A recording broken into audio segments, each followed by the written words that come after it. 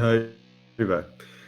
Pues bueno, bienvenida a toda la audiencia. Esta vez estamos con el que sería el primer programa oficial después de la publicación del piloto de este pequeño proyecto de Futurism Forever en español. En el caso de hoy vamos a leer el primer manifiesto político de las Hons publicado en La Conquista del Estado, que fue este diario fascista en España, dirigido tanto por Ramiro Ledesma como por Ernesto Jiménez Caballero. Y pues bueno, la intención del programa de hoy viene también de mano al propósito del día de ayer, el día de ayer 29 de octubre, en que se cumplieron 85 años del fusilamiento y martirio de Ramiro Ledesma, ¿no? Iremos leyendo el manifiesto, iremos comentándolo según atravesemos sus puntos, y también hablaremos y discutiremos sobre la figura de Ramiro Ledesma y sobre todo su participación en lo que fue la fundación del fascismo español. Y bueno, ya iremos entrando en otros temas, como lo fue su disputa como José Antonio, la refundación de las Hons y cómo se reivindica su figura hoy, y también cómo se reivindicó durante el régimen de Franco. Y pues bueno, para el programa de hoy nos acompaña Judas, nos acompaña Nehemías Weldon, nos acompaña Stenbock, Vic Chungus y Batar Mexican, para darle con la lectura de hoy. Y pues bueno, aquí va. La conquista del Estado, publicado en Madrid en el 14 de marzo de 1939. Nuestro manifiesto político. Un grupo compacto de españoles jóvenes se dispone hoy a intervenir en la acción política de un modo intenso y eficaz. No invocan para ello otros títulos que el de una noble y tenacísima preocupación por las cuestiones vitales que afectan a su país, y desde luego la garantía de que representan la voz de estos tiempos, y de que es la suya una conducta política nacida de cara a las dificultades actuales. Nadie podrá eludir la afirmación de que España atraviesa hoy una crisis política, social y económica tan honda que reclama ser afrontada y resuelta con el máximo coraje. Ni pesimismos ni fugas desertoras deben tolerarse ante ella. Todo español que no consiga situarse con la debida grandeza ante los hechos que se avecinan está obligado a desalojar las primeras líneas y permitir que las ocupen falanges animosas y firmes. La primera gran angustia que se apodera de todo español que adviene a la responsabilidad pública es la de advertir cómo España, el Estado y el pueblo de los españoles, vive desde hace casi tres siglos en perpetua fuga de sí misma, desleal para con los peculiarísimos valores a ella adscritos, infiel a la realización de ellos, y por tanto en una autonegación suicida, de tal gravedad que la sitúa en las lindas mismas de la descomposición histórica. Hemos perdido así el pulso universal. Nos hemos desconectado de los destinos universales, sin capacidad ni de nudo para extirpar las miopías atroces que hasta aquí han presidido todos los conatos de resurgimiento.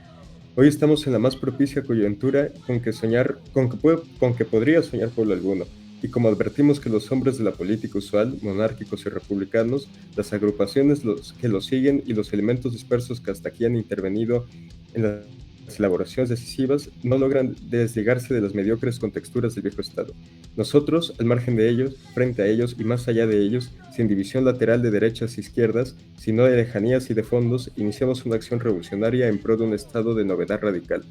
La crisis política y social de España tiene un origen en la crisis de la concepción misma sobre la cual se articula el Estado vigente. En todas partes se desmorona la eficacia del Estado liberal burgués, y la Revolución Francesa que se impuso al mundo y sobre la cual los pueblos debaten hoy, sobre la gran dificultad de abrir paso nuevo a un gran Estado, en el que sean posibles todas las realizaciones valiosas. Nosotros nos encaminamos a la acción política con la concreta ambición de proyectar sobre el país las siluetas de ese nuevo Estado e imponerlo. Una tarea semejante requiere, ante todo, capacidad para desvincularse de los mitos fracasados y la voluntad de incorporarnos, como un gran pueblo, a la doble finalidad que caracteriza hoy a las naciones. De un lado, la aportación al espíritu universal de nuestra peculiaridad hispánica, y de otro, la conquista de los receptores técnicos, la movilización de los medios económicos y la victoria sobre los intereses materiales y la justicia social. Y bueno, este sería el primer punto, el punto introductorio del manifiesto, que da paso al resto del texto. No sé si alguien quiere hacer algún comentario al respecto para ir empezando la lectura.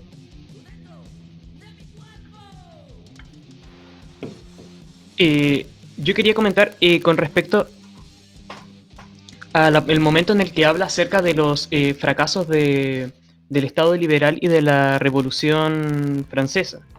Porque hay un texto escrito en 1929 que sería el Circuito Imperial, que fue escrito por el coautor de la conquista del Estado, Ernesto Jiménez Caballero. Y bueno, en este texto precisamente habla sobre cómo en uno de sus fragmentos sobre cómo, por así decirlo, la luz de Europa frente a la vieja Europa, que sería la Europa liberal, se encontraría en dos lugares: Italia con el fascismo y Rusia con el comunismo. Me gustaría leer ese fragmento. El mejor modo de ser europeo es ponerse frente a esa tradicional Europa y dar una nota original: comunismo, fascismo. En el fondo, dos fórmulas fascinadoras de una nueva Europa, de otra Europa. Quizá de otra cosa que Europa. Si por Europa la vieja se entiende lo que entendieron rusos e italianos: reformismo, criticismo, democracia, liberalismo, laissez-faire del individuo. Y bueno, eso sería sacado de un texto llamado Circuito Imperial de la Gaceta Literaria de Ernesto Jiménez Caballero. Va. ¿Alguien más tiene algún comentario con que abrir el espacio? Pues primero que nada, referente a lo que dijo Stenbock, que me recuerda a ese movimiento que fue el fascismo universal de Mussolini, ¿no? Y la inauguración de eso del anti-Europa y los congresos de Montreal, que eran como una oposición, ¿no?, a la Europa liberal, al resto de Europa, y era como que una búsqueda de ser de Europa un nuevo mundo fascista, ¿no? Y ya con referente a lo del manifiesto, se me hace que es como que puedes ver esos tipos de lineamientos que sigue todo movimiento fascista, ¿no? Eso de buscar ese movimiento que tome el Estado como una forma unitaria que vaya más allá de la derecha e izquierda, ¿no? Una forma que se centre ya en avanzar los intereses nacionales sin tratar de darle un nuevo significado y un nuevo tipo de metas a la nación, ¿no? Y igual verlo como una instrumentalización posible que podría beneficiar a la nación. O sea, utilizarlo como una forma para avanzar los intereses ya nacionales, ¿no? Sean físicos o ideales. Es más que nada como se puede ver ya luego ese tipo de lineamientos que se pone todo movimiento fascista en un inicio, cuando empieza esa teorización de sus planes, ¿no? O lo que tiene en mente para un futuro de la nación. Claro, es de hecho muy curioso justamente por esto que mencionas, ¿no? De que en un inicio, y antes de que se formase el universalismo fascista, pues Mussolini sí refería, ¿no?, a que el fascismo era algo de italianos para italianos, aunque después y más adelante cambiaría de opinión. Y bueno, esto creo que valdría la pena comentarlo más adelante, pero incluso en una de las primeras cartas que intercambia con José Antonio, ya cuando funda la Falange, le dice algo así como que el fascismo no puede llevarse a España, pero sí que puede inspirar movimientos nacionales en España, ¿no? Y es algo bastante curioso lo que hace Ramiro en base a lo dicho por Mussolini, porque él intenta reconfigurar lo que es el nacionalsocialismo en el contexto español, lo entiende que el fascismo es más acertado, es más cercano, en cuanto a que Jiménez Caballero también señala que España bebe de la madre Roma, entonces España debe seguir como los lineamientos y la guía de la Roma eterna, y por ello, a pesar de usar el nombre de nacionalsocialismo español en un principio, se declina por por el fascismo, ¿no? Y ya más adelante, pues bueno, lo funda bajo el nombre Nacional Sindicalismo por recomendación de Manuel Soto Vilas, ¿no? Que él le recomienda que, bueno, nacionalsocialismo sería algo demasiado de afuera. Entonces le sugiere adaptar el término al contexto español, ¿no? Tomando en cuenta todos los movimientos sindicalistas revolucionarios y pues el anarcosindicalismo peninsular, ¿no? Entonces es por ello que le bautiza por nacional sindicalismo, pero sí, ya más adelante iremos profundizando en ello. Entonces, bueno, ¿alguien quiere hacer algún otro comentario? Pasamos ya al siguiente punto. Tengo un seguimiento me a gustaría lo resaltar una cosa. que vaya Muy well done, bien, que vaya well done. dale. Es algo corto. Me gustaría resaltar que ya incluso en esos tiempos, que en realidad parece no tan distante, pero en realidad lo es, ya se resalta mucho todas las fallas que está teniendo el sistema liberal y sobre todo el Estado del mismo. Entonces es como un recordatorio de que jamás se solucionaron ninguna de esas crisis, sino que se fueron globalizando. Y el propio sistema siempre estuvo en una constante crisis que se extiende hasta nuestros días. Seguimos arrastrando los mismos problemas de diferente forma que bueno, contra los que luchó Ledesma. Solamente me gustaría resaltar eso.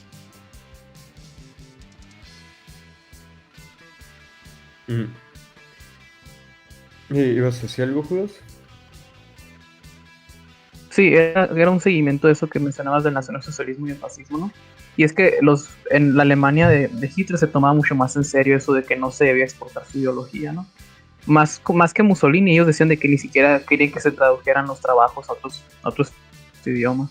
Por ejemplo, en una visita que tiene Rosenberg de José Antonio Primo de Rivera, él le dice que no quiere que se traduzcan los trabajos al español, ¿no? Y mucho menos que se trate de exportar cualquier tipo de idea nacionalsocialista, porque era meramente alemana. Ya los italianos eran más abiertos con esa idea de que no, pues podemos hacer este tipo de movimiento que vaya esparciendo un poquito nuestras ideas, ¿no? Claro, creo que eso también sería como un editorio de su propio programa, porque también entraríamos en otro debate que es igualmente interesante, pero que da para mucho, que sería la diferencia, ¿no? La diferencia tanto ideológica como política del nacionalsocialismo y el fascismo. Pero bueno, no doy paso ya al siguiente punto. Supremacía del Estado. El nuevo Estado será constructivo, creador, suplantará a los individuos y a los grupos, y la soberanía última residirá en él, y solo en él. El único intérprete de cuánto hay de esencias universales en un pueblo es el Estado, y dentro de éste logran aquellos la plenitud. Corresponde al Estado, asimismo, la realización de todos los valores de índole política, cultural y económica que hay dentro de este pueblo. Defendemos, por tanto, un panestatismo, un Estado que consiga todas las eficacias. La forma del nuevo Estado ha de nacer en él y ser un producto suyo. Cuando de un modo serio y central intentamos una honda subversión de los contenidos políticos y sociales de nuestro pueblo, las cuestiones que aludan a meras formas no tienen rango suficiente para interesarnos. Al hablar de supremacía del Estado, se requiere que el Estado mismo sea la máxima forma de valor político, y que el mayor crimen contra la civilidad será el de oponerse frente al nuevo Estado. Pues la civilidad, la convivencia civil, es algo que el Estado y solo él hace posible. Nada, pues, sobre el Estado. Bueno, yo creo que esto sí, bueno, hace recordar directamente esta icónica frase de Mussolini, ¿no? De todo dentro del Estado, nada fuera del Estado, que es esta supremacía del Estado frente a la nación. Incluso de eso habla Ramiro. Ramiro le dedica varios textos a la cuestión porque había este enfrentamiento, esta discusión dentro de Falange sobre si la nación debería ir por encima del Estado. Ramiro, apegándose más al mussoliniano, pues refiere, ¿no? que el Estado debe ir por encima y ser supremo frente a la nación, porque es el Estado el que genera la nación, ¿no? De algún modo, con este nacionalismo más romántico, perdón, ¿no? Que es contrario en todo caso a la concepción política del Estado que ofrece el nacionalsocialismo, ¿no? Pero bueno, no sé si alguien quiera hablar al respecto. Es más que nada esa teorización de que la nación solamente es válida debido al hecho de que tiene una entidad que está imponiéndola, ¿no? Y está ejerciendo ese tipo de los valores que esa nación predica y está validando, según esto, ante el mundo exterior su existencia mediante una entidad que la defiende, la mejora y se entrega fervientemente a defenderla, ¿no? Que sería el Estado. Y es como es lo que dice Ramiro Ledesma, es básicamente lo que dices. Eso es una versión más explayada de lo que dice Mussolini referente al Estado. Es como la explicación ya de qué realmente significa todo dentro del Estado, nada fuera del Estado, nada contra el Estado. Es como una explicación realmente, es como ya elaborando, ¿no? Hey, y si puedo agregar algo, tiene mucha razón Ramiro Ledesma, ¿no? El Estado siempre crea la nación. La nación nunca crea el Estado. Porque para que un pueblo nazca, necesita ver si hay una conciencia común entre el pueblo, ¿no?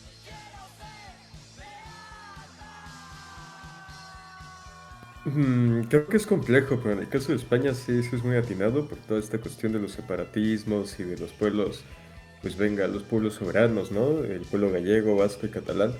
Porque aquí es muy complejo y de hecho este es un debate que ha llegado hasta hoy, sobre todo en grupos NS de por allá, lo que fue SEDAD y lo que ahora es devenido europeo, porque se tiene esta discusión de qué debe ir por encima, ¿no? La nación histórica dotada de un nacionalismo romántico, como lo es la España, o los nacionalismos carnales, las patrias carnales, la Europa de las etnias, obedeciendo esta misma doctrina, de que, bueno, la nación y los grupos étnico-culturales deben ir por encima de toda formación política, ¿no?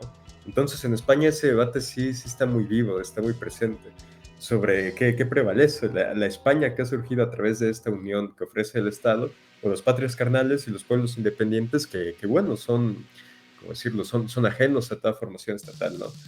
Entonces, este es un debate interesante del que se ocupan distintos autores fascistas y falangistas también, Por Ramiro Ledesma sí que reniega un poco, ¿no? De esa posibilidad, ¿no? De ofrecerle la independencia a los vascos, a los catalanes.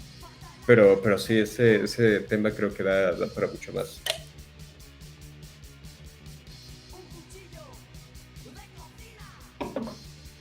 No sé si alguien más quiera decir algo o ya pasamos al siguiente punto. Sí, de que, por No, de ejemplo, hecho, creo que hasta diría que me robaste las palabras de la boca con el tema bueno, las diversas etnias que componen España. Y principalmente es de resaltar que Ramiro Ledesma, como dijiste, reniega de toda posibilidad de, bueno, una España balcanizada y separada en, bueno, las diversas etnias que las componen. Yo personalmente adhiero más a esto último. Y no lo sé, pienso que se ha probado incluso a día de hoy. El Estado español siempre arrastró este problema racial o étnico. Y bueno, ha demostrado que no funciona directamente esta unión.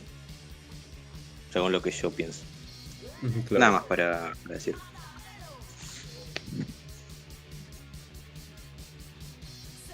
Vale, ¿alguien más quiere decir algo más?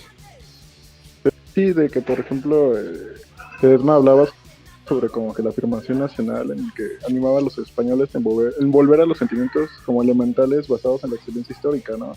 Así que, como complemento, eh, como que eso es lo que decían y pues nada más.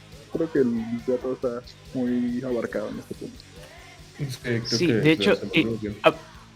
hablaba de el lugar que debía de tomar España en el mundo y que decía de que era un lugar que una España unida y fuerte que podría incluso tomar las riendas incluso más que la Italia fascista o la Alemania nacionalsocialista que que ya se estaba formando por aquella época.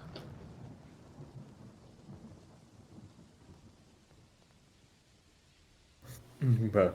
Bueno, pasamos entonces al tercer punto. Afirmación nacional. Frente al interior desquiciamiento que hoy presenciamos, levantamos bandera de responsabilidad nacional. Nos hacemos responsables de la historia de España, aceptando el peculiarísimo substrato nacional de nuestro pueblo. Y vamos a la afirmación de la cultura española con afanes imperiales. Nada puede hacer un pueblo sin una previa y radical exaltación de sí mismo como una excelencia histórica.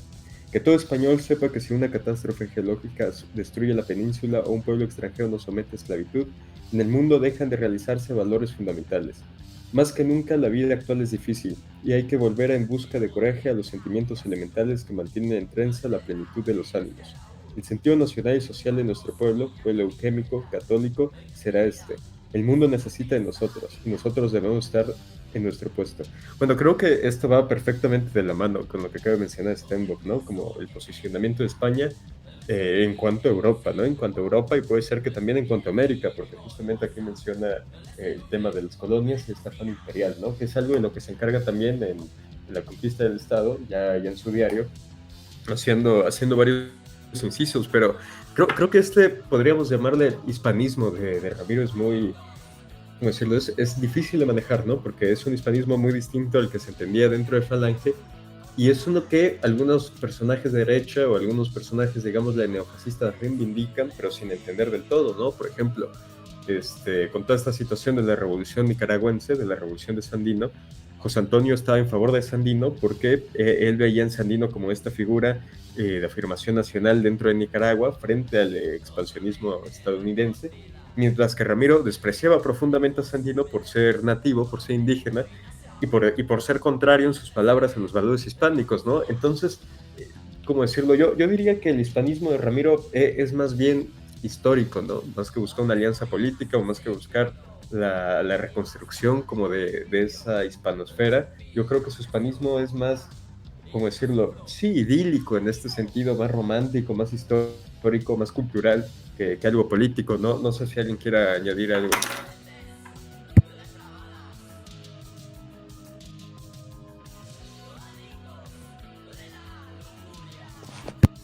Sí. Ramiro Ledesma dijo algo sobre Latinoamérica, pero déjame contarlo ahorita.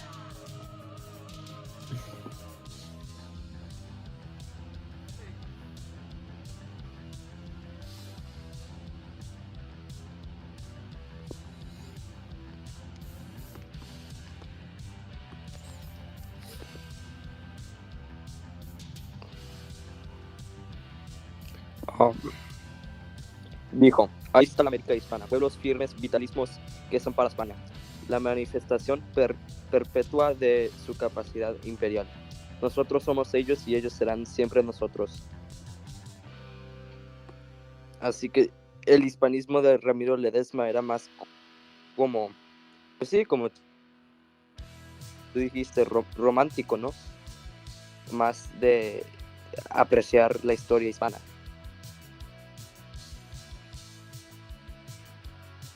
Sí, sí, claro, creo que está más allá como de una propuesta política en cuanto a lo que debería hacerse con los pueblos de América, justamente por eso, ¿no? O sea, él desprecia tanto el expansionismo yanqui, pero también desprecia como estas figuras particulares específicas que se pusieron a dentro del contexto latino.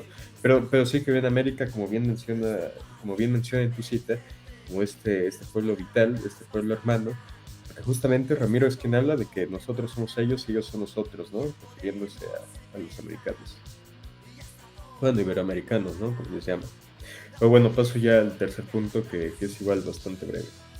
Exaltación universitaria. Somos, en gran parte, universitarios. La universidad es para nosotros el órgano supremo, creador de los valores culturales y científicos.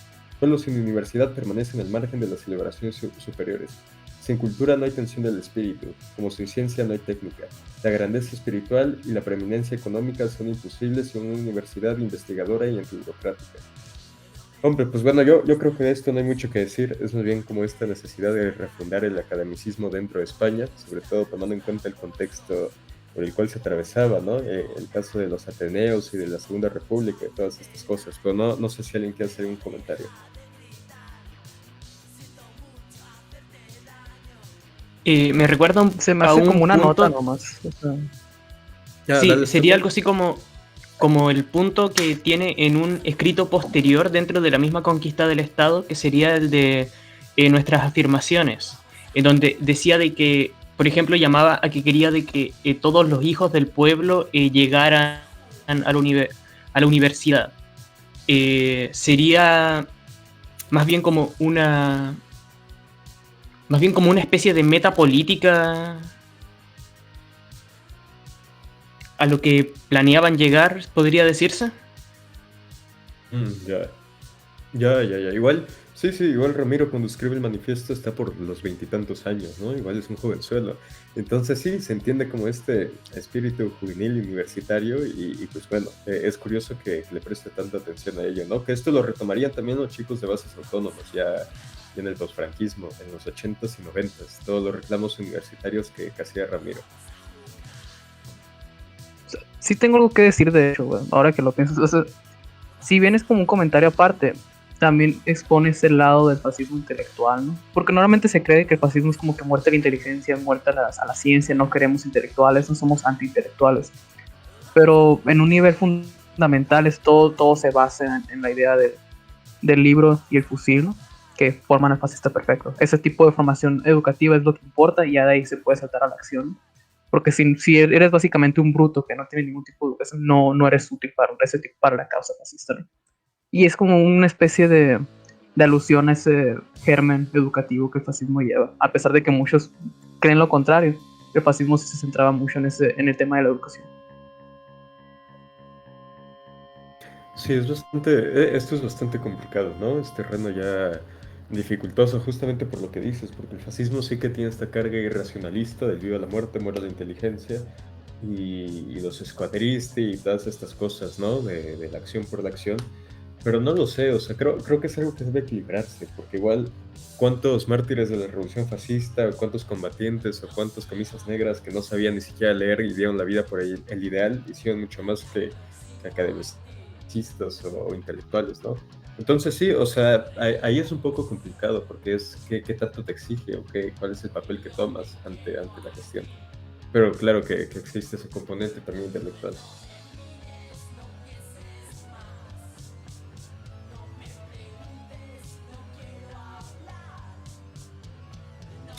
Pero bueno, pasemos ya al siguiente punto, articulación comarcal de España.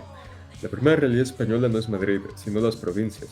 nuestro más radical afán ha de consistir, pues, en conexionar y articular los alientos vitales de las provincias, descubriendo sus mitos y lanzándolas a su conquista, situándolas ante su dimensión más próspera. Por eso el nuevo Estado admitirá como base indispensable su estructuración de la íntegra y plena autonomía de los municipios. Ahí está la magna tradición española de las ciudades, villas y pueblos como organismos vivos y fecundos. No hay posibilidad de triunfo económico ni de eficacia administrativa sin esta autonomía a la que aludimos. Los municipios autónomos podrán luego articularse en grandes confederaciones o comarcas, delimitadas por un margen de exigencias económicas o administrativas y, desde luego, bajo la soberanía del Estado, que será siempre, como antes insinuamos, indiscutible y absoluta.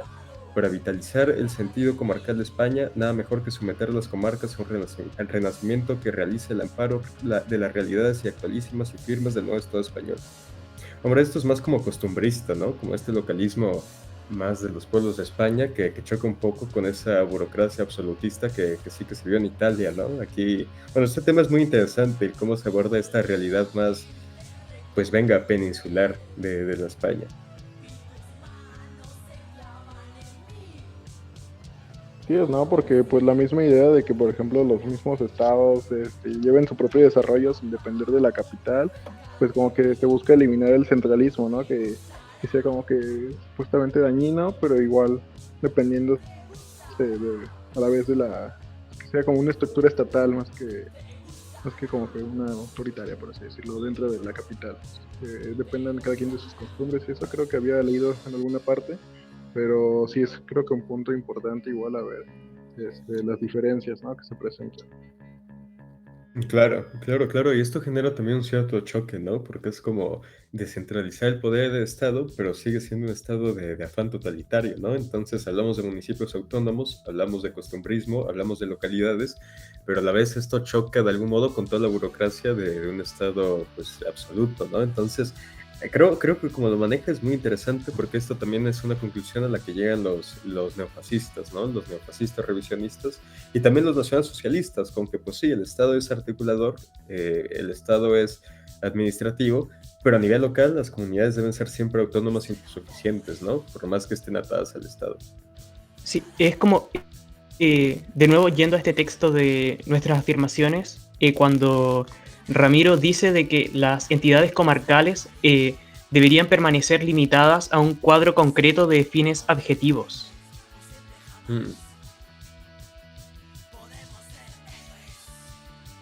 Ya, hombre, qué interesante. Sí, es bastante complicado porque incluso yo he visto a varios fascistas españoles, sobre todo de estos que se llenan tanto la boca con la figura de Ramiro, hablar de una unificación absoluta de los territorios, ¿no? Incluso de la abolición de los municipios, pero aquí mismo lo tienes. E igual, España, pues bueno, la España del hoy no tanto, pero la España de los 20 y 30 sí que tenía este carácter más esencial de la nación, que había sido este municipalismo de toda la vida, ¿no? De los pueblos y de las regiones, distintas a las ciudades. Entonces, pues bueno, creo que el fascismo en ese esfuerzo pues intenta preservarles más que condicionarles, ¿no? Más que caer en ese fetiche de un Estado grande y poderoso, pues se mantiene al límite, ¿no? En cuanto a no aplastarles. Pero aún así... Es que igual es una adaptación, al final de cuentas. O sea, se tienen que adaptar a la realidad de España. Claro. Que igual, esto ya es complicado, ¿no? Porque te digo, en Italia se hizo justamente lo contrario y uno, pues, termina cuestionándose, ¿no? Que termina siendo más nacionalista. Si uno está colocando al Estado por encima de la nación, si es más nacionalista el absorber estos pequeños municipios, acabar con su costumbrismo local o alimentarlos, ¿no? Vitalizarlos. Entonces sí, esto, pues bueno, es como una pequeña cuestión que genera cierta fricción en cómo se administra, ¿no? Pero es algo que se veía mucho más en la España que en la Italia del entonces. Entonces es mucho más razonable el que se llegase a algo así. Pero bueno, alguien sí, igual hay que tener en cuenta que en Italia no se hablaba siempre el mismo idioma. O sea, tenían diferentes ramas y como que idiomas étnicos que hacían que la comunicación entre las distintas provincias fuera difícil, ¿no? Y Mussolini tiene ese esfuerzo de aplastar esos tipos de regionalismos y ya tratar de lograr ese totalitarismo, ¿no? Que igual como muchos apuntan, realmente no se logró el Estado totalitario, diría Mussolini. Claro, con esa italianización de los territorios no nativos, ¿no? tanto cuando tomó un territorio de Austria como de Croacia, pues bueno, se intentó ese programa de italianizar. Que igual uno termina cuestionándose si eso es realmente nacionalista, ¿no? Porque estás suplantando la identidad de otro pueblo para imponer la tuya de manera inorgánica. Entonces, pues eso termina siendo como decirlo, dificultoso. Pero bueno, ¿alguien tiene algún otro comentario? Ya pasamos al siguiente punto, que vendría a ser el más largo, el último punto del manifiesto. No, creo que solamente sería aportar que, bueno, Italia estuvo dividida, de hecho, bastante en diferentes fragmentos que se repartían los territorios de lo que es la actual península. Pero creo que creo que tenés razón en eso de que es un método inorgánico terminar aplastando las diversas etnias que terminan componiendo el Estado. Y es de lo más interesante este hecho entre que el fascismo, y bueno, para señalar esta diferencia entre que el fascismo tiende a intentar absorberlas o, como se dice, o al menos integrarlas a estas diversas etnias, mientras que en otros casos simplemente se valora mucho más y se tiene más presente estas diferencias. Por ejemplo, el nacionalsocialismo importaba nada más el tema de la raza y culturalmente, bueno, no había una represión de este estilo, creo yo. Claro, y en España de algún modo es algo que ¿cómo decirlo?, que salta más a la vista por todas estas cuestiones de País Vasco, de Cataluña, del pueblo gallego, que bueno, no han podido ser asimilados incluso cuando se intentó. Y también está esta otra parte, o sea, yo he visto falangistas españoles decir que los catalanes son españoles, y en ese sentido acabar con Cataluña, acabar con el pueblo catalán sería mutilar o destruir una parte de España, ¿no? Entonces, ahí ese debate es ciertamente interesante, pero bueno, espero que ya más adelante podamos darle más espacio a ello. Pero bueno, aquí va el penúltimo punto del texto: estructura sindical de la economía. No pudieron sospechar los hacedores del Estado liberal burgués las rutas económicas que iban a sobrevenir en el futuro. La primera visión clara del carácter de nuestra civilización industrial y técnica corresponde al marxismo. Nosotros lucharemos contra la limitación del materialismo marxista, y hemos de superarlo, pero no sin reconocerle honores de precursor muerto y agotado en los primeros choques. La economía industrial de los últimos 100 años ha creado poderes e injusticias sociales frente a las cuales el Estado liberal se encuentra inerme. Así, el nuevo Estado impondrá la estructuración sindical de la nueva economía que salve la eficacia industrial, pero destruya las supremacías morbosas de toda índole que hoy existen. El nuevo Estado no puede abandonar sus fuerzas económicas para que se libren entre sí. La sindicación de las fuerzas económicas será obligatoria y en todo momento atenida a los altos fines del Estado. El Estado disciplinará y garantizará en todo momento la producción, lo que equivale a una potenciación considerable del trabajo. Queda todavía aún más por hacer en pro de una auténtica y fructífera economía española, y es el nuevo Estado el que torcerá el cuello del pavoroso y tremendo problema agrario que hoy existe, mediante la expropiación de los terratenientes.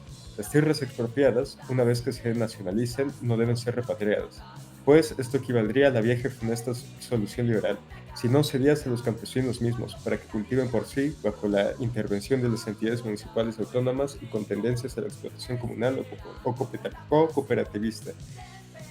Del breve resumen anterior deducimos nuestra dogmática, la que seremos leales hasta el fin, y se resumen estos 17 puntos. Hombre, me voy a echar todos los 17 puntos. Primero, todo el poder corresponde al Estado. Hay tan solo libertades políticas en el Estado, no sobre el Estado ni frente al Estado. El mayor valor político que reside en el hombre es su capacidad de convivencia civil dentro del Estado. Es imperativo que en nuestra época de la superación radical teórica y práctica del marxismo se afirme: frente a la sociedad y el Estado comunista oponemos los valores jerárquicos, la idea nacional y la eficacia económica. Afirmación de los valores hispánicos. Difusión imperial de nuestra cultura. Auténtica elaboración de la Universidad Española. En la universidad radican las supremacías ideológicas que constituyen el secreto último de la ciencia y de la técnica, y también las vibraciones culturales más finas. Hemos de destacar por ello nuestro ideal en pro de la Universidad Magna. Intensificación de la cultura, utilizando así los medios más eficaces. Extirpación de los focos regionales que den a sus aspiraciones un sentido de autonomía política. Plena e integral autonomía de los municipios en las funciones de propia y tradición de su competencia, que son de la índole económica y administrativa. Estructurización de la economía vital, política económica objetiva, potenciación del trabajo, expropiación de los terratenientes. justicia social y disciplina social, lucha contra el farásico pacifismo de Ginebra, afirmación de España como potencia internacional, exclusiva actuación revolucionaria hasta lograr en España el triunfo de un nuevo Estado, métodos de acción directa sobre el viejo Estado y los viejos grupos políticos sociales del régimen. Pues bueno, ese fue el anterior punto y los pequeños 17 que le acompañan en función a esclarecer lo dicho antes en el manifiesto. Todavía nos queda una última sección, pero no sé si alguien quiere hacer un comentario.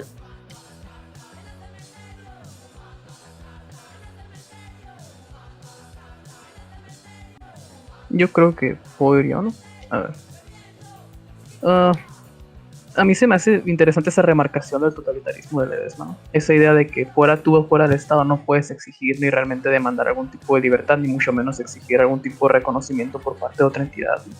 Que viene siendo que el Estado es aquel que te va a otorgar esos derechos, esa libertad, y que todo lo que esté fuera de esa entidad pues realmente no existe, ¿no? O sea, o puede ser negada por otras entidades, ¿no? Quitándote cualquier tipo de valor que tengas como individuo o cualquier tipo de libertad que tú cargues, ¿no? También se me hace interesante aquello que él menciona de que hay que oponerse al pacifismo de Ginebra, ¿no? Que igual viene bien en parte con lo que hacía Mussolini, de que se oponía a cualquier tipo de imposición internacional que tratara de legislar o forzar cosas dentro de las políticas nacionales o exteriores de Italia, ¿no?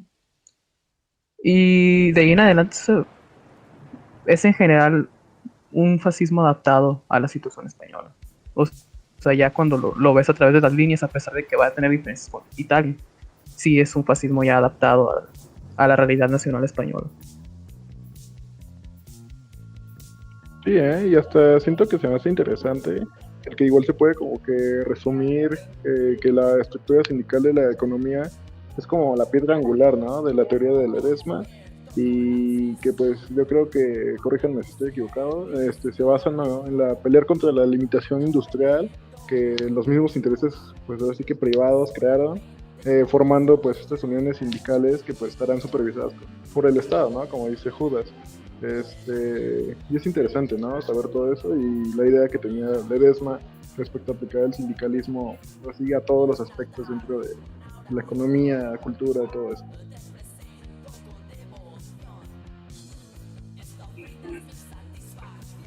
Hombre, igual me parece muy curioso el también cómo habla de la expropiación, ¿no? Y de entregar las tierras a manos campesinas de manera directa. O sea, esto, pues sí, corresponde a un cierto municipalismo, corresponde también a este costumbrismo del que se habló antes, pero creo que es una decisión que jamás se tomó directamente, ¿no? En ninguno de los regímenes fascistas, el dar las tierras directamente a los trabajadores y a los campesinos. Porque bueno, antes sí se tomó en Italia. Pero el problema con Italia es que lo hicieron desde un corporativismo que tenía el Estado como mediador. O sea, la solución fascista frente a esta cuestión era entregar los medios de producción al Estado, y el Estado, siendo el pueblo mismo, pues en teoría estaría dando a la gente pues los medios de producción, ¿no? O las tierras con las cuales trabajar. Pero todo a través del Estado. No, es que piensa de que... No, sigue. Sí. No, dale, eso era. Sí, es que pasa que cuando apenas Mussolini estaba llegando al poder, se llegó a realizar ese tipo de actividades cooperativistas o comunales, porque básicamente el día ves de que los terratenientes pedían ayuda, ¿no?, a los fascistas para, ¿no?, de que están los comunistas aquí, me están chingando, me quitaron terrenos, Lo que hacían los fascistas era de que los ayudaban, pero a cambio les quitaban tierras y se los daban a los campesinos para que las trabajaran individualmente, ¿no? E igual ya durante el poder de Mussolini también se realizó eso de dárselas e independientemente dejarlas a un proyecto cooperativista común.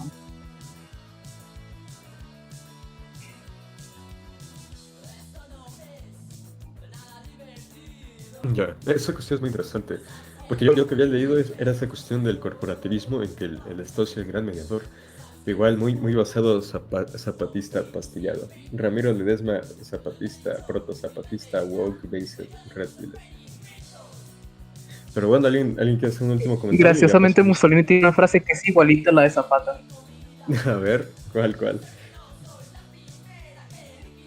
Es que Mussolini dice básicamente eso, que la tierra le pertenece a quien la trabaja. Tiene una frase igualita que dice la misma cosa que Zapata. Es de los 20 por ahí, que escribe que la tierra le pertenece a quien la trabaja.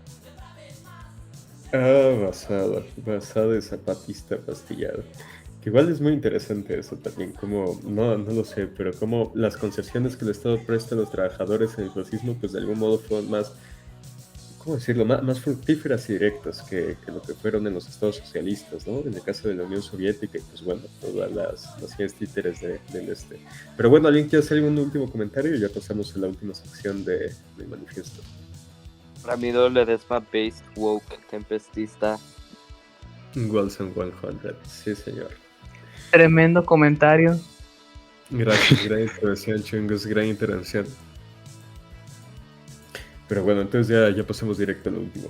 En nuestra organización, nacemos con cara a la eficacia revolucionaria. Por eso no buscamos votos, sino minorías audaces y valiosas. Buscamos jóvenes equipos militantes, sin hipocresías frente al fusil y a la disciplina de guerra. Militares civiles que derrumben la armazón burguesa y anacrónica de un militarismo pacifista. Queremos al político con sentido militar, de responsabilidad y de lucha. Nuestras organizaciones se estructurarán a base de células sindicales y células políticas. Las primeras se compondrán de 10 individuos pertenecientes, según su nombre indica, a un mismo gremio o sindicato.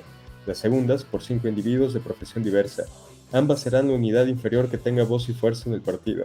Para entrar a una célula se precisará estar comprendido entre los 18 y 45 años. Los españoles de más edad no podrán intervenir de un modo activo en nuestras falanges. Inmediatamente después comenzará en toda España la organización de células sindicales y políticas que constituirán los elementos primarios de nuestra acción. El nexo de unión es la dogmática antes que la exposición, la cual debe ser aceptada y comprendida con integridad para formar parte de nuestra fuerza. Vamos al triunfo y somos la verdad española. Hoy comenzamos la publicación de nuestro periódico La Conquista del Estado, que primero será semanal y haremos diario lo antes posible. Las adhesiones, así como solicitación de detalles explícitos, deben enviarse al número del presidente. Bueno, esto creo que ya no viene al caso mencionarlo, que son los detalles de contacto del periódico. Y bueno, tiene por firma el comité organizador, por presidente a Ramiro Ledesma Ramos, Ernesto Jiménez Caballero, Ricardo Jaspe Santoma, Manuel Soto Vilas, Antonio Bermúdez Cañete, Francisco Mateo González, Alejandro Raimundés, Ramón Iglesias Parga, Antonio Rieñano Salarote, Roberto Escribano Ortega y por secretario a Juan Aparicio López. Y pues bueno, eso sería todo el manifiesto. Ahora sí creo que ya podemos entrar a la parte interesante de la discusión. No sé si alguien quiera empezar esta parte.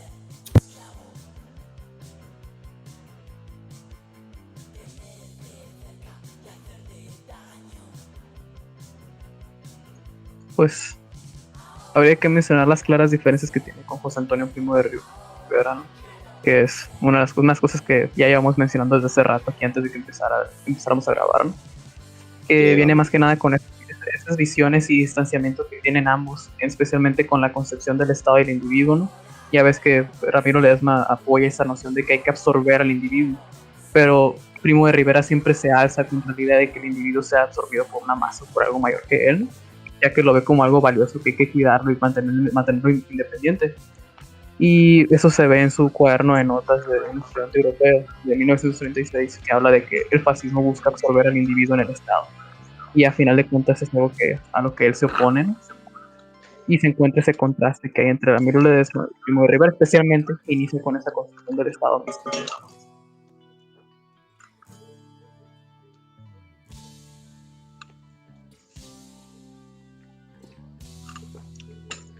Bueno, por lo general hay una tendencia de gente que no investiga de precisamente establecer una relación, incluso un vínculo de parentesco, de amistad entre Ramiro Ledesma, entre Antonio Primo de Rivera y el propio Francisco Franco.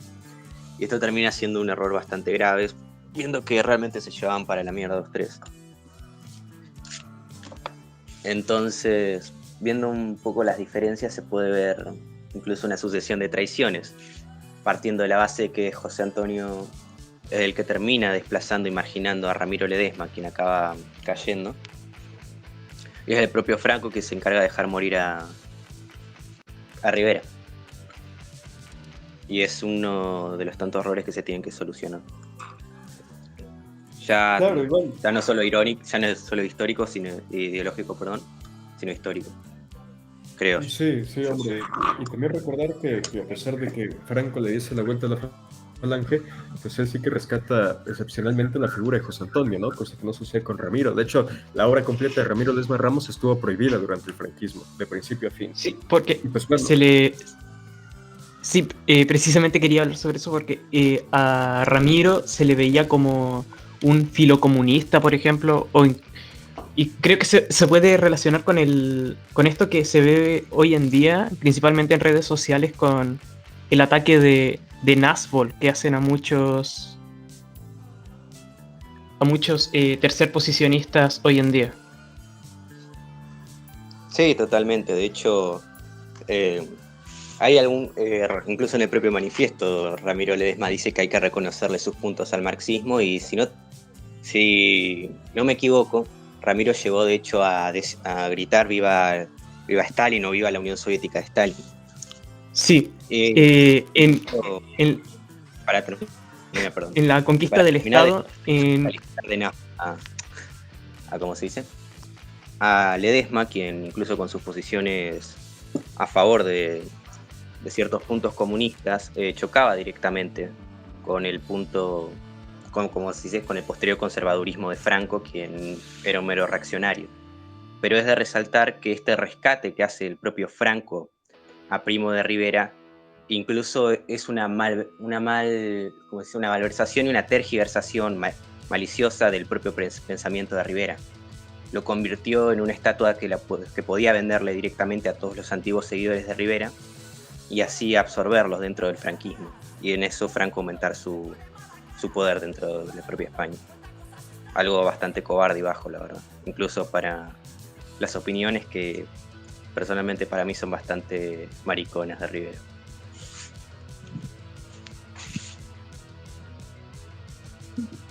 Y es que de hecho Primo de Rivera se ponía a atacar a los joncistas. De hecho hay escritos que muestran cómo es de que llegaban y se ponían a atacar joncistas los propios falangistas de Rivera, ¿no? Y esto lo señalaban bastantes joncistas, de que dicen de que están mandando, que los rufianes de José Antonio de Rivera nos están atacando, ¿no?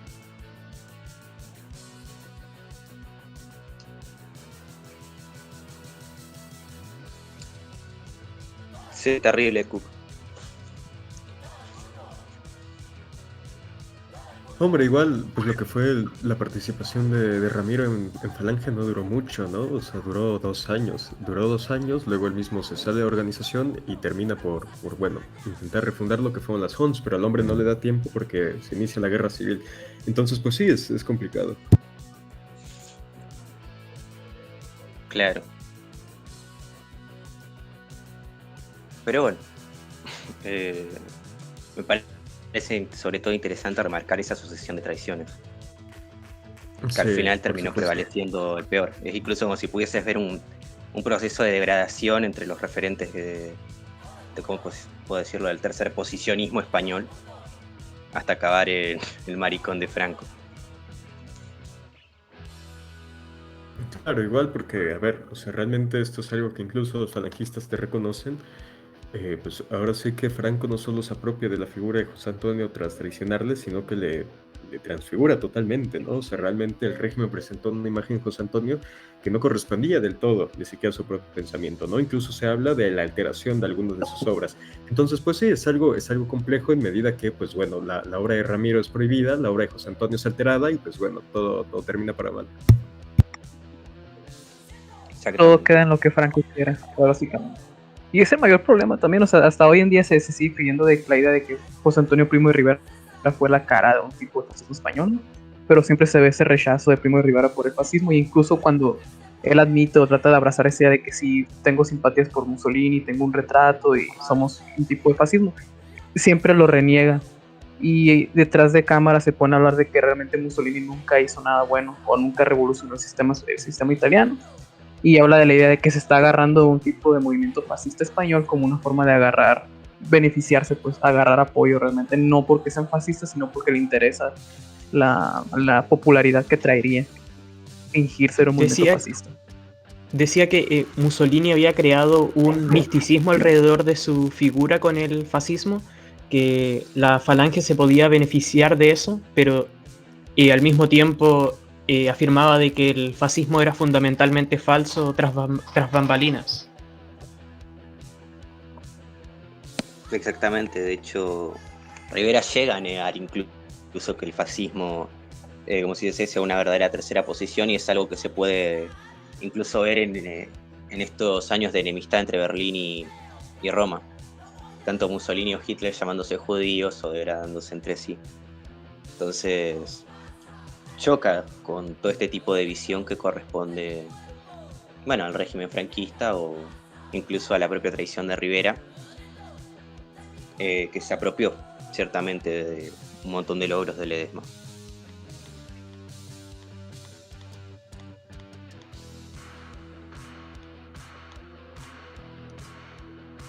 Claro, claro, hombre, y no solamente eso, sino que, pues bueno, mucha gente se lleva una sorpresa cuando escucha esto por primera vez, pero toda la obra de Ramiro estuvo prohibida, incluso se dice que parte de su obra quedó perdida, ¿no? De hecho, me parece que tiene 2 o 3 novelas inéditas que ahora están bajo el resguardo de su familia, pero que bueno, no pudieron ser publicadas durante el franquismo justamente por lo mismo, ni tampoco su obra reeditada.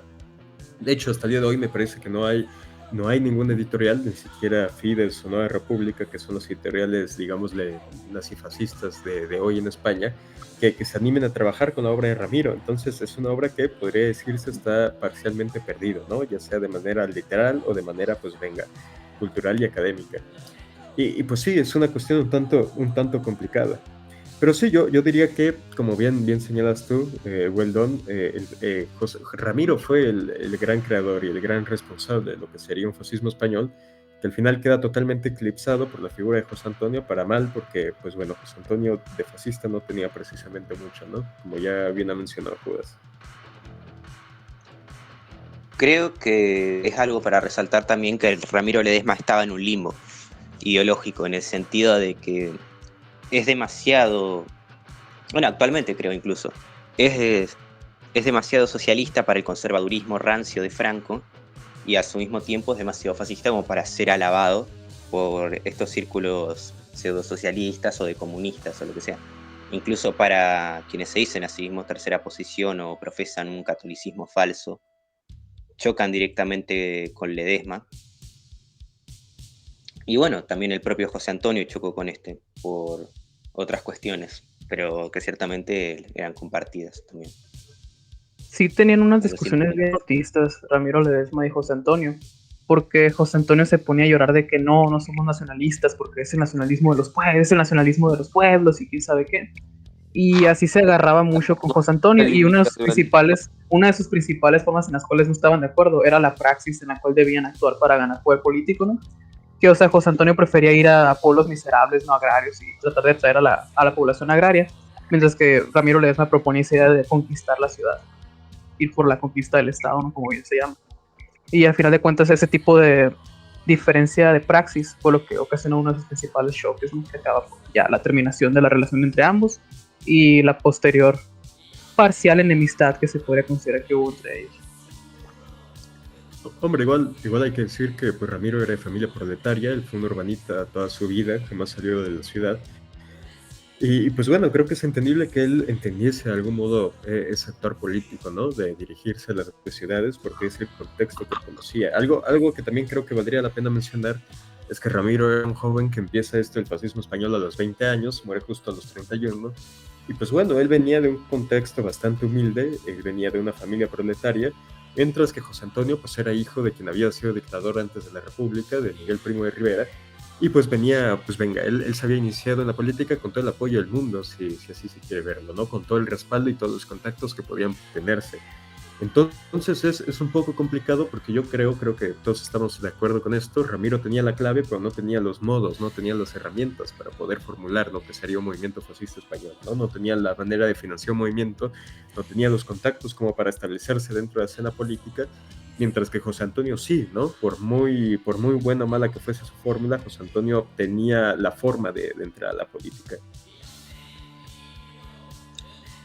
Creo que también es preciso remarcar que cada uno poseía algo que el otro carecía. Si bien es cierto que Ledesma no poseía ni los medios, ni el poder político, ni el prestigio justamente de ser el hijo de un dictador del país, tenía el conocimiento y tenía la intención, y aparte ¿cómo puedo decirlo? Tenía, ¿cómo puedo decirlo?, la voluntad en sí mismo de llevar a cabo el proyecto y sobre todo una forma mucho más clara de enfocarse. En cambio, bueno, para resumir, una forma más de ir al extremo, de tomar las decisiones adecuadas. En cambio, Rivera siempre presentó formas que yo pude incluso llegar a catalogar de tibias. Y de hecho el propio Ledesma escribió, no sé cuándo, si es una cita, hablando de que el propio Rivera intentaba llegar a los pobres, intentaba llegar a la masa proletaria, pero que al final estaba totalmente desconectado de la misma precisamente por sus orígenes burgueses y porque era incapaz de ver el verdadero dolor y sufrimiento que estaba provocando el sistema liberal en el proletariado español o en el pueblo, que quiera llamarse. Y es precisamente esta desconexión la que le impidió a Rivera llegar a volverse un líder de masas.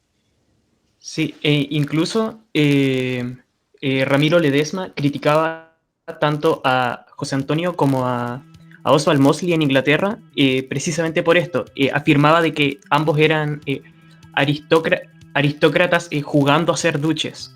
En otras palabras, les llamaba larperos. Sí, creo que leímos lo mismo, bro. Bueno, que al fin y al cabo tiene razón. Ellos también buscaban en parte ese reconocimiento, esa grandeza personal, que, bueno, es tan común dentro de estos círculos elitistas y oligárquicos.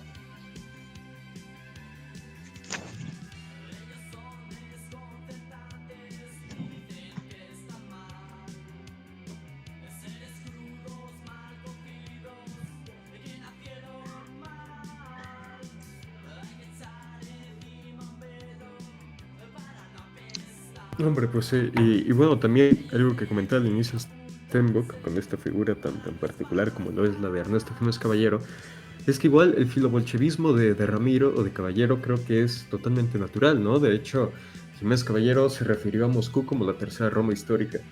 Entonces, pues venga, estamos hablando de un periodo en que fascistas y comunistas podían convivir en mayor o menor medida, ¿no? Si bien en la situación específica de Italia esto era algo conflictuoso, fuera de Italia los círculos fascistas del extranjero y los círculos comunistas pues no tenían mayor conflicto. De hecho, la Gaceta Literaria, que fue el diario que dirigía Jiménez Caballero antes de la fundación de la conquista del Estado, pues habían autores tanto falangistas como comunistas y republicanos que venga, o sea, estamos hablando antes de la Segunda Guerra Mundial, estamos hablando de antes de la Guerra Civil Española, todavía no se había producido un conflicto mayor entre comunistas y fascistas, ¿no? Entonces era más o menos entendible que unos volteasen hacia el otro lado, ¿no? O sea, tanto Ramiro rescatando cosas de la Unión Soviética y hablando positivamente de Stalin, como comunistas elogiando a Luche, ¿no? Como se vio en Francia y etcétera, etcétera.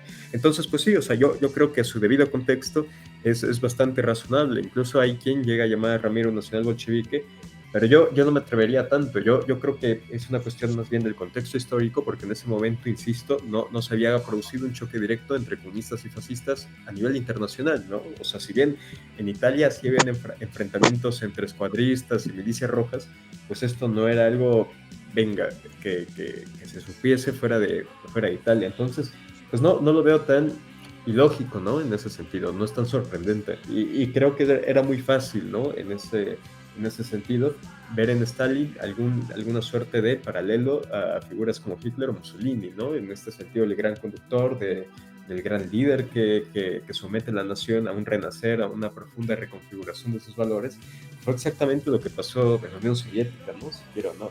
Más allá del enfoque, más allá del ideológico. Entonces, pues yo no veo tan descabellado ese acercamiento de parte de Ramiro. Yo tengo algo que decir referente a lo que acabas de comentar, de lo que mencionas de Stalin, por ejemplo. De hecho no era raro de que entre círculos fascistas se tuviera ese acercamiento a la Unión Soviética, ¿no? Como bien se sabe, la Italia fascista y la Unión Soviética tenían una buena relación previo a la guerra. Y Mussolini mismo se refería a Stalin como una forma de fascismo eslávico, ¿no?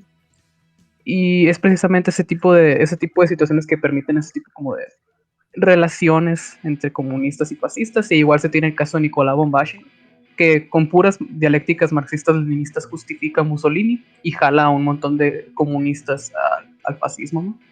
que se convencen de esa idea de que el fascismo está realmente teniendo ese tipo de revolución marxista-leninista, alguna especie de revolución que está siguiendo un tipo de dialécticas que fácilmente pueden ser consideradas marxistas-leninistas, ¿no? Claro, claro, igual en el caso de Francia está Jacques Doriot, ¿no? Que él, pues venga, funda el Partido Popular Francés, que en algún momento se convertiría en el partido fascista más importante de Francia, después de los franquistas, incluso llega a tener financiamiento directo del gobierno de Mussolini, y pues bueno, este hombre venía del marxismo, venía del Partido Comunista Francés, y él defiende a la Unión Soviética pre-stalinista, ¿no? Ese es el enfoque que le da. O sea, incluso él llega a decir que la invasión nazi a la Unión Soviética está justificada porque Stalin había desviado las intenciones políticas de Lenin, ¿no? Había degenerado lo que era el bolchevismo ruso. Entonces, pues bueno, o sea, esta serie de planteamientos y esta serie de ideas que de algún modo encajan o de algún modo entrelazan, ¿no? Lo que fue el fascismo con el bolchevismo histórico. Y pues sí, eso resulta muy, pero que muy interesante, ¿no? También decir que, bueno, sobran personajes como René Binet o qué sé yo, Bombachi o Konstantin Ratsovitsky, todas estas figuras que intentaban trazar, ¿no? Ese paralelismo.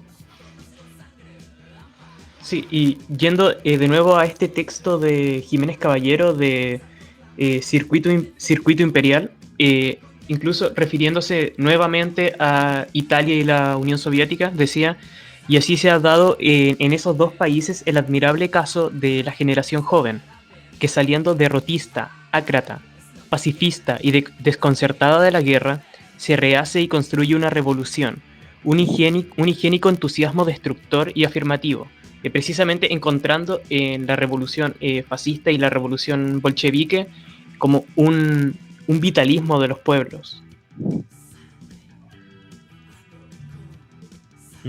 Pues para ampliar un poco el tema sobre reconocer los puntos bueno, al comunismo y eso, es evidente que en el fascismo siempre está primando esta visión incluso purista y conservadora acerca de jamás cuestionar los puntos doctrinales del mismo, ciertas cosas que dijo Mussolini, por más que incluso fuese cambiando tanto su pensamiento de forma progresiva.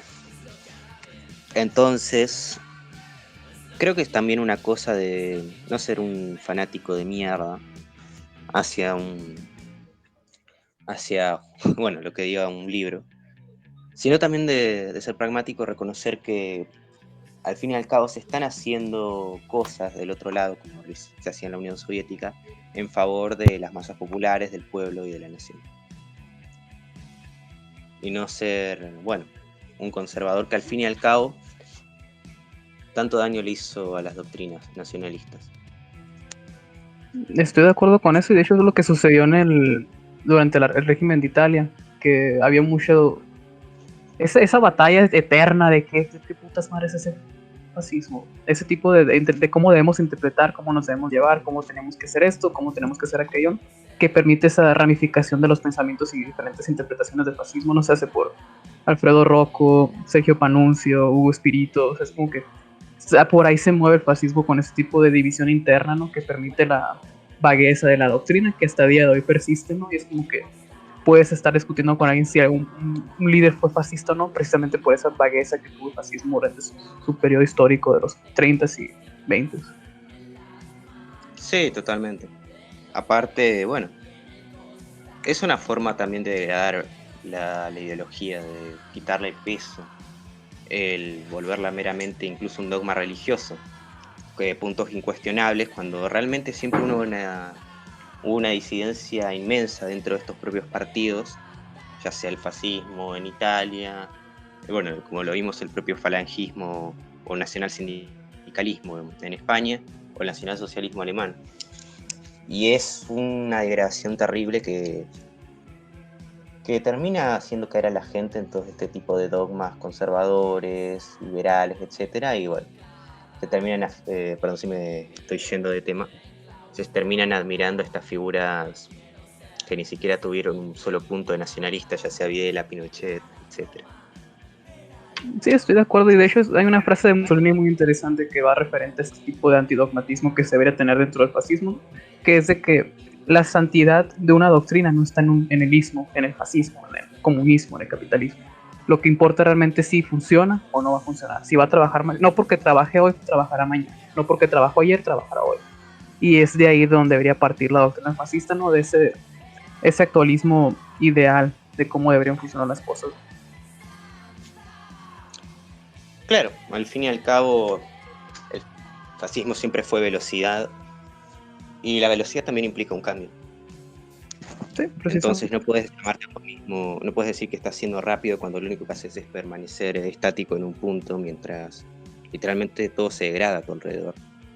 Es esta clase de comportamiento burgués el que el fascismo ataca y que, bueno, se pierde. Es uno de los puntos más, ¿cómo decirlo?, más repudiados por incluso aquellos que se hacen llamar fascistas.